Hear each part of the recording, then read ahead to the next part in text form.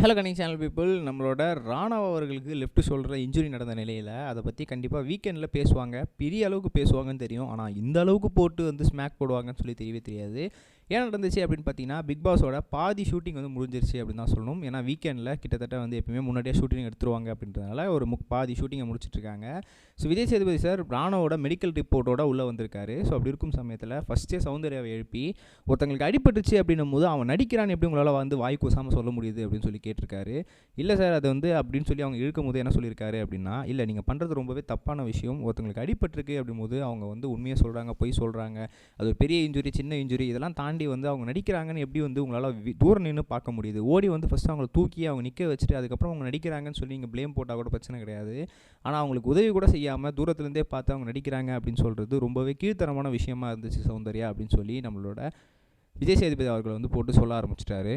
அதுக்கப்புறமா ராணவை கூப்பிட்டுட்டு medical room போயிட்டாங்க. ராணவ வந்து ஹாஸ்பிட்டலில் சேர்த்துருக்காரு அப்படின்னு சொல்லும்போது கூட நீங்கள் என்ன சொன்னீங்கன்னா, ரீவைண்ட் பண்ணி பாருங்கள், அவன் கண்டிப்பாக நடிச்சிருப்பான், அவன் வந்து ஏமாற்றக்கூடிய பையன் தான், அவன் நிறைய ஏமாற்றுவான், ஸோ அதனால் அவனை நம்பாதீங்க அப்படின்னு தான் சொன்னீங்க. சரி ஓகேன்னு சொல்லி ராணவ வந்து மெடிக்கல் ரிப்போர்ட்டோடு உள்ளே அனுப்பும்போது கூட அவன் எனக்கு என்னமோ வந்து ஏமாத்துறான் தான் தோணுது. ஆனால் வந்து என்னால் சாரிலாம் கேட்க முடியாது. கீழே விழுந்தது அவன் தப்பு, கீழே விழாமல் தானே விளையாடணும், அவன் எதுக்கு விழுந்தான், என்னாலாம் போய் சாரி கேட்க முடியாது அப்படின்னு சொல்லி நீங்கள் பண்ண தப்புக்கு நீங்கள் மன்னிப்பு கூட கேட்கல. ஆனால் வந்து முத்துவோ சரி, பவித்ராவோ சரி, அங்ஷிதாவோ சரி, நாங்கள் உன்னை தப்பாக நினச்சதுக்கு ரொம்பவே சாரி அப்படின்னு சொல்லி மனசு வருத்தப்பட்டு மன்னிப்பு கேட்டாங்க. அங்ஷிதாலாம் அழுவே செஞ்சாங்க.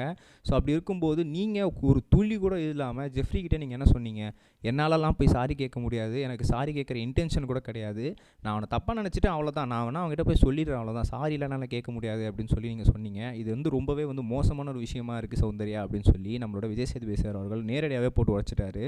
ஸோ இப்போ நான் ராணவோட மெடிக்கல் ரிப்போர்ட்டோடு வந்திருக்கேன். இதில் ராணவுக்கு இன்ஜுரி இருக்குது அப்படின்ற மாதிரியும் சொல்லியிருக்கிறாங்க. இப்போவுமே உங்களுக்கு தோணுதா ராணவ் நடிக்கிறாரு அப்படின்னு சொல்லி கேட்டிருக்காங்க.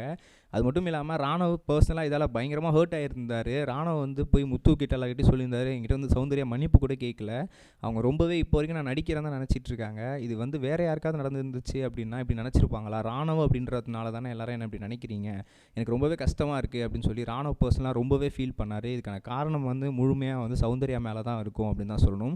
ஃபஸ்ட்டு ஒரு ஹவுஸ் மேட்ச் கீழே விழுறாங்க, அவங்களுக்கு ஏதோ பிரச்சனை நடக்குதுன்னா அவங்களை கூப்பிட்டு போய் ஃபஸ்ட்டு மனிதாபிமான அடிப்படையில் அவங்களை கான்ஃபரன்ஸ் ரூமில் உட்கார வச்சு டாக்டர்கிட்ட கூப்பிட்டு போகிறதுக்காட்டி வேலைகளை பாருங்கள். நீங்கள் வந்து கேம் தான் முக்கியம் இருக்கிறது ஒரு பிரச்சனை கிடையாது, ஆனால் மனிதாபிமானம் அப்படின்றது கொஞ்சம் இருக்கும். இந்த பிக் பாஸ்ன்றது வெறும் கேம் டைட்டில் மட்டும் கிடையாது, அதை தாண்டி உங்களோட கேரக்டர் வெளியே வரது தான். ஸோ அதில் நீங்கள் கண்டிப்பாக தோத்துட்டீங்க சௌந்தர்யா அப்படின்னு சொல்லி அவங்களுக்கு நேரப்படியே சொல்லியிருக்காங்க. சௌந்தர்யா அதுக்கப்புறம் ராணவ் கிட்ட மன்னிப்பும் கேட்டிருக்காங்க. ஸோ இனிமேல் இதை பண்ண மாட்டேன் அப்படின்னு சொல்லி அவங்க உணர்ந்தும் செஞ்சுருக்காங்க. ஸோ என்ன நடக்குதுன்னு பொறுமையாக வெயிட் பண்ணி பார்ப்போம். நம்ம நெக்ஸ்ட் சொன்ன கைஸ் பை. இது வரைக்கும் கனெக்டிங் டிவிக்கு சப்ஸ்கிரைப் பண்ணனா மறக்காமல் சப்ஸ்கிரைப் பண்ணிக்கங்க. உடனடி அப்டேட்ஸ் பெறுவதற்கு நோட்டிஃபிகேஷன் பெல்லையும் கிளிக் பண்ணிக்கங்க.